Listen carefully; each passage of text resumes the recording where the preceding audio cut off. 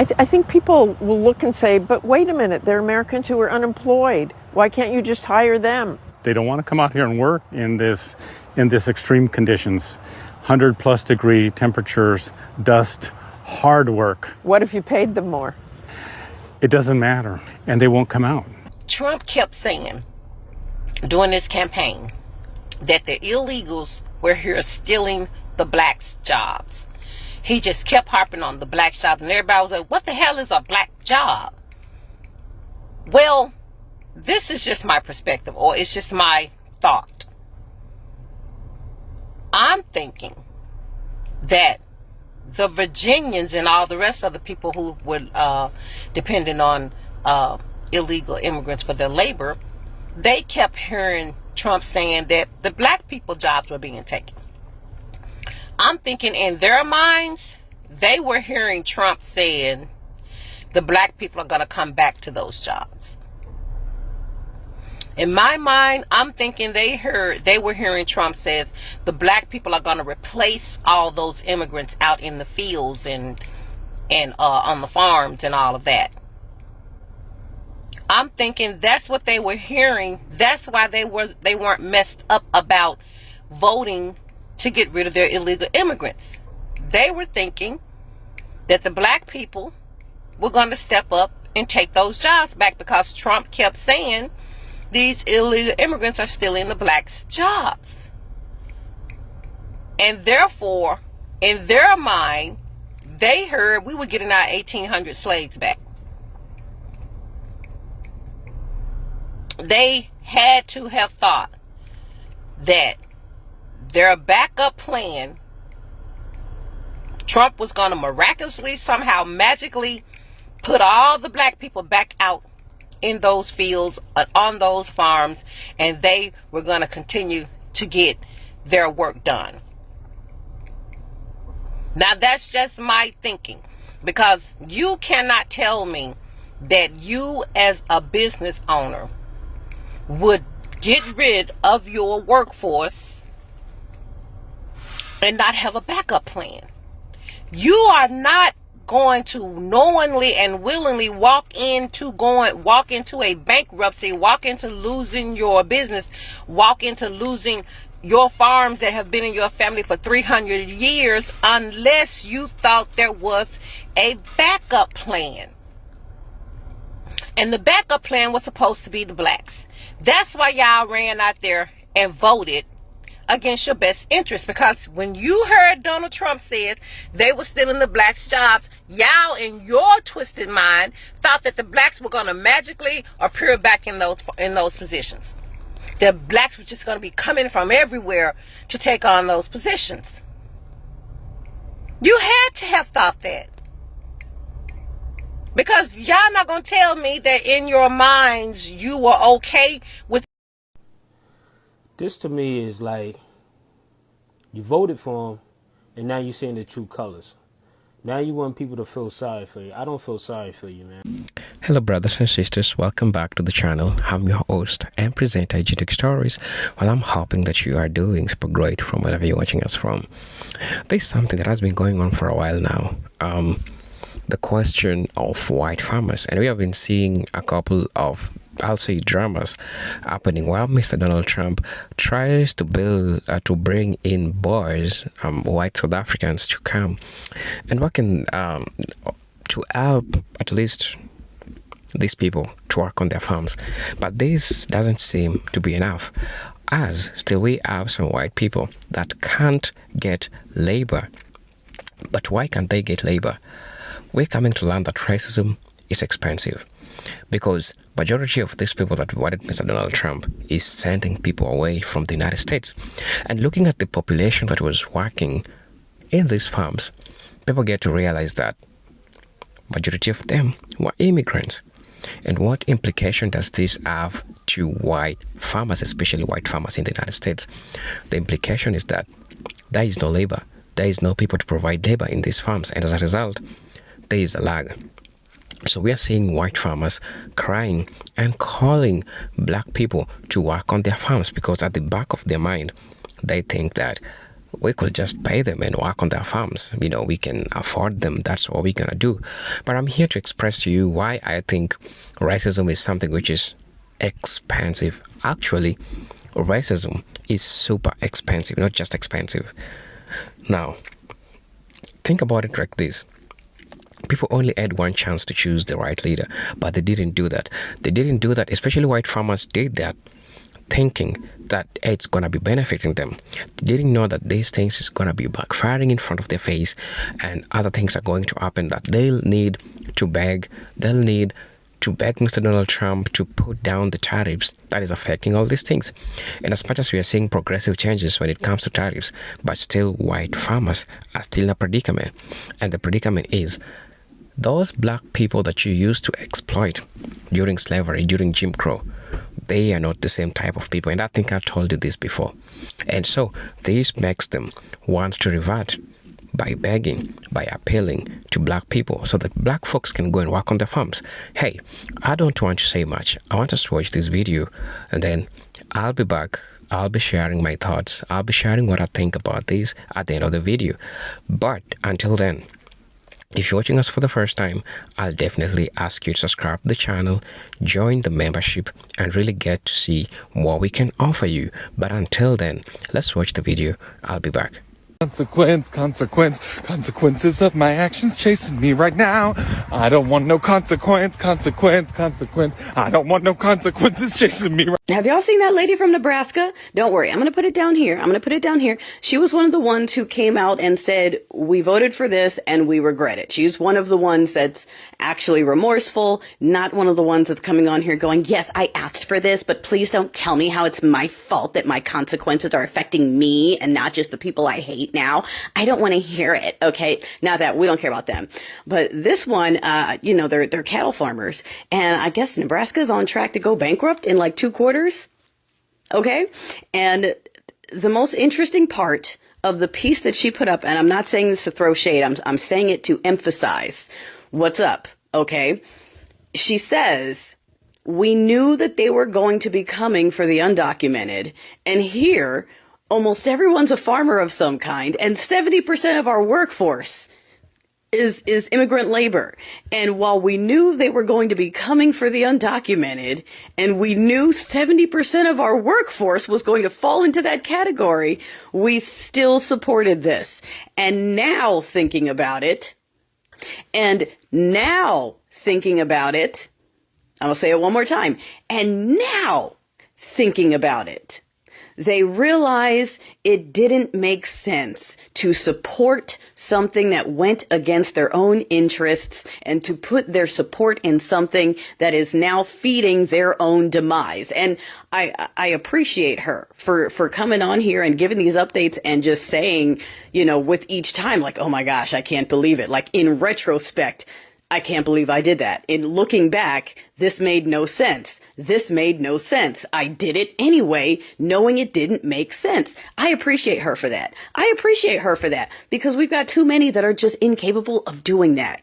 Just incapable of saying, wow, yeah, I convinced myself to go against my own interests. Why did I do that? Like, that is work. That's self-work. Okay. And that's what we have room for. We have room for people that are like, wow, I now want to look into why I convinced myself to do something that was not going to help me. Why did I do that? We need more of that.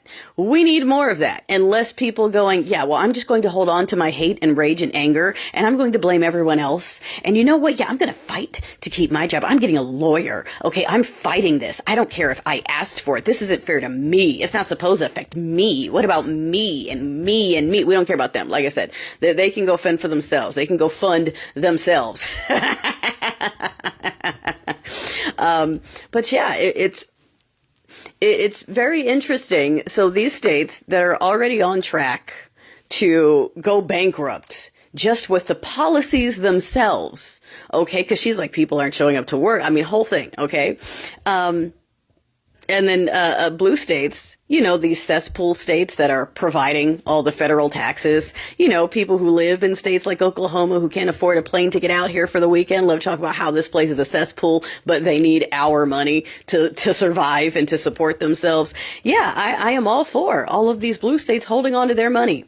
I'm not interested in paying this regime. I'm interested in California independence or joining Canada or almost any other country but this one. And I would love to see how states like Nebraska plan on funding themselves when we aren't the ones putting into the pot anymore. We're going to keep our dirty little blue cesspool dollars to ourselves. How about that? How about that? Like, go ahead. Give it a watch. Give it a watch. I give her props. And keep it rolling. Because that's an area, that's a state where the administration is trying to tell you that we're traveling out there to their town halls. Okay? She's in one of the states where they're trying to tell you that it's us that are upset at the town halls. We're traveling out to cow country. Racism is expensive. And corporations and billionaires don't care about you. This is probably breaking news to many who support and applaud mass deportations. Well, the people in Nebraska, the state of Nebraska, is starting to find out how expensive both of those things are, how expensive racism is, and how much corporations and the billionaires don't care about the working class, minorities, poor people, black people, and other non-billionaires. Well, here we go. So I hear Nebraska is on the brink of bankruptcy, although it seems that they have found a little band-aid to put on their self-inflicted gashing wound by choosing and supporting mass deportations, which hurts their farms because it takes away the migrant workers who, instead of waiting for ICE agents to go and round them up and jam-pack them into some of those private prisons like Core Civic and continue to enrich the billionaires while they lose while the farmers lose their workers, the migrants decided to self-deport to places where they can be and be okay and not be in communities of people who applaud and support mass deportations. So I guess those migrants were taking people's jobs. Where are those people? Come and take the jobs. They're there. The jobs are available. Why are these states, why is Nebraska potentially going bankrupt? Why are so much of America's farming country going belly up? Yeah, racism is expensive. And like they say, F around, find out. But I hope this is a lesson to everybody that is in support of and applaud mass deportations and mass incarceration. People who, in a haste to get rid of the people they do not like or to hurt people they don't like, end up hurting themselves. You know, with racism and xenophobia and all of these other things that were part of this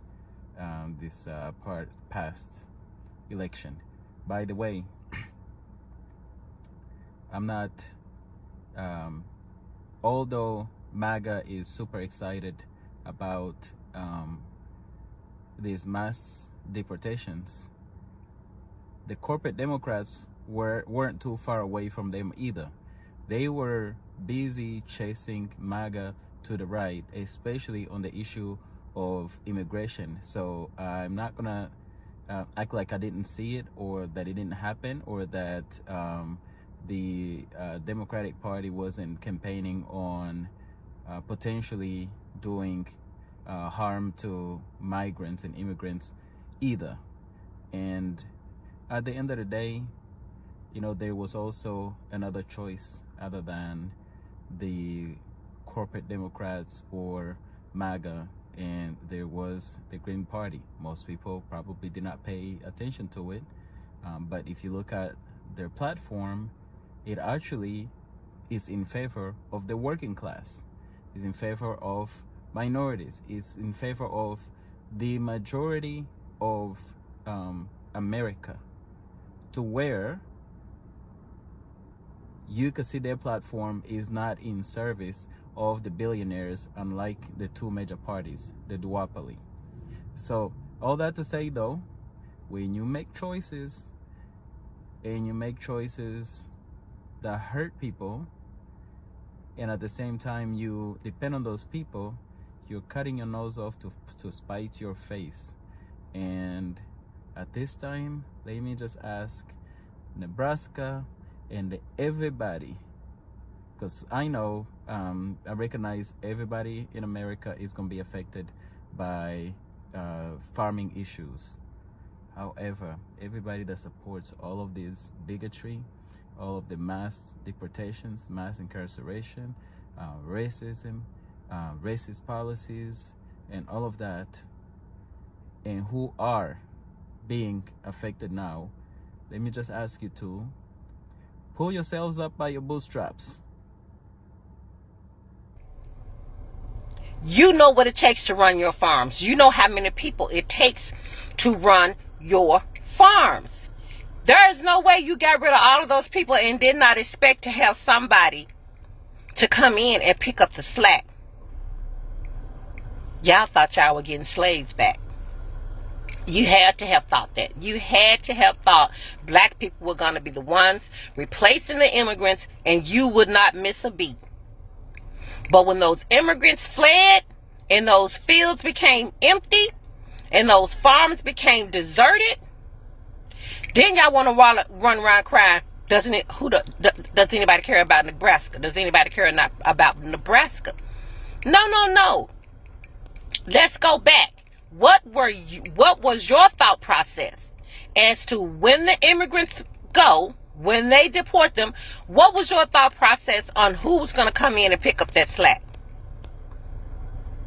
Because 60% of y'all went out there and voted for Trump. So what was that 60% thinking? What was your plan B for when the immigrants are gone? Who was going to come in, step in, and pick up that workload and get your bottom and keep your bottom line moving? What was that thought process? Who were the replacements for the illegal immigrants that you guys went and voted against? Who were the replacements? You guys thought it was going to be black people.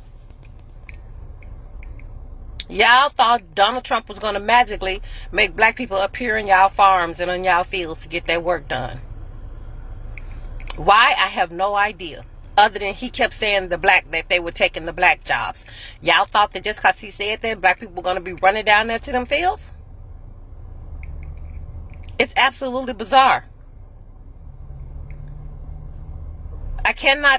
You can't convince me y'all put everything, your whole life, y'all whole livelihood, generations of farms being in y'all family. You can't tell me you put that up at risk and did not have a backup plan. You can't tell me y'all purposely destroyed y'all lives and y'all farms without having a backup plan to replace the illegals. It's just not making sense. But racism never has made sense. Guys, these are some really eye-opening times we're dealing with. And another thing I want to touch on before I leave today. President Musk is really working hard to get up under the black people's skin. He's trying to find a button to push to make us hit them streets. Now he wants the government to stop funding, to stop the lease for the Obama library. And he also wants the United States government to sell our National Black Museum, one of our National Black Museums. I think it was the Montgomery Boys bus. Something to do with that. I think that's what it was. So do you see what they're doing? When the threat to pardon Derek Chauvin did nothing, now they're going for other intricacies that they know black people hold near and dear, which is telling us they are going to keep nitpicking until they can think they can get us out there. No matter what they do, do not give them what they're looking for. I don't care what they do at this point, but it needs to be seen the extremes they're going to go to. That needs to be seen. Hey, what's up, folks? How are you doing? I'm hoping that you are doing super great from wherever you're watching us from. As you know, I'm your host and presenter, Eugene Stories, and I'm here to discuss with you something which is really important. And this is why I think racism is so much expensive. And you get to learn and you get to see how this has affected white people. They have lost what is called international trust. People see white people as a joke, especially white farmers, because everything that they chose that is gonna be supporting them, that is gonna be something to act like their security, but this didn't work. But why did this work? This didn't work because the systems that they put in place is coming to again undermine them. And this explains to me why I think racism is so much expensive. Now, you know the legacy of exploitation and its lingering trauma towards black people. Historically, when you try to look at this is what happened to black people. White farmers in many parts of the world, particularly in the United States, South Africa, and Brazil, they built their agricultural enterprises on the backs of unpaid or underpaid black labor. This history of slavery, sharecropping, and apartheid era labor exploitation left deep emotional and psychological wounds within the black communities. Now, today, in many black people, understandably resist working on farms, especially white-owned farms, because of the lingering trauma, right? You get to understand where all these things came from. Now, because these spaces symbolically and practically are linked to oppression, violence, and generational poverty. Now, the refusal of black workers to return to these farms despite current labor shortages is a form of silent protest and self-preservation. As a result, white farmers now find themselves unable to recruit or retain laborers from the very community their systems once exploited, a direct economic repercussion of generations of racism. That's number one point that tells you that racism is expensive. Now, I'm going to be going to the second reason as to why I'll say racism is expensive, and this is how it's affecting white folks. Now, broken trust means broken labor system. Remember in the introduction of the video, I told you that these folks are losing trust, even in the faces of the world. It is in this period and this time that they proved to the world that they cannot be trusted, especially white farmers. Now listen to this. For labor to function sustainably, it must be built on trust, fairness, and dignity. However, the centuries-long abuse of black labor by white agricultural elites has destroyed any semblance of trust. From forced labor during slavery, to exploitative sharecropping, to discriminatory USDA loans, denials that crippled black farmers. The message has long been that black bodies are disposable tools for white profit. This perception continues to fuel skepticism and refusal to engage. Black communities view white farms not as places of opportunity, but as sites of danger and degradation. White farmers are now realizing that the human cost of racism is returning as an economic cost. People will not labor where they are not valued, and that's true. Right. Also, the third reason as to why I'm going to be saying that racism is expensive is we have the reaping the effect of historical disinvestment. Racism historically, very well excluded black people from owning land, managing agricultural practices, or accessing rural capital. This exclusion forced many into cities to different economic sectors. Now, today, when white farmers complain about the lack of black laborers, they ignore how their own ancestors' policies dismantled black rural communities. Right? Those communities, once rich in agricultural skills and knowledge, were either forcibly removed or economically starved. Now, with the decline of skilled rural labor, white farmers are paying the price for generations of exclusion. They want a labor force they systemically destroyed, a paradox that really shows how racism weakens even the oppressor's long-term interest. Now, I'm also going to be talking about economic dependency without social reciprocity. Many white farmers express frustration that black workers are unwilling to return to farms. However, this attitude reflects a mindset of entitlement to black labor without corresponding respect, ownership, or equity. Right? The failure to establish genuine partnership with black workers, such as co-ownership, profit sharing, or dignified working conditions. This has meant that farming remains unattractive and even offensive propositions. Economic dependency without social investment is a losing formula. By denying black people autonomy in the agricultural economy, this has created a labor vacuum. And now, farmers who failed to invest in human dignity must bear the financial cost of that choice. And that's how they're dealing with it. And that's how they're paying for all these costs for the things that they did. Right?